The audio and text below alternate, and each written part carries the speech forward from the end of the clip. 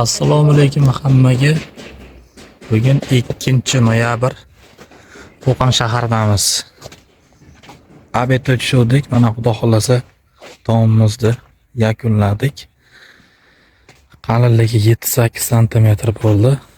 Mana taomning holati, sifat darajasi. Mana kulgan taom. Xudo xolasa yarim soatlik ishimiz qoldi. Faqat pardozlash ishlari.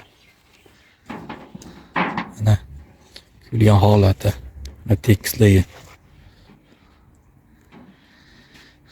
Xizmatlarimiz Namangan, Farg'ona, Andijon bo'ylab xizmat qilamiz.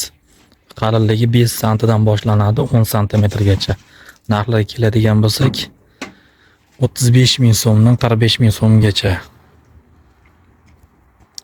Biz xo'jaliklardan tashqari xususiy bog'chalar, xususiy klinikalar, domlar ustiga ham kuy berish xizmatlarimiz bor. Albatta kelishilgan holatda.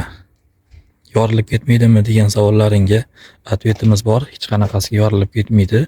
Biz o'zimiz sho'r suv gipsdan ishlatiladi. Sifat darajasi 2-darajali.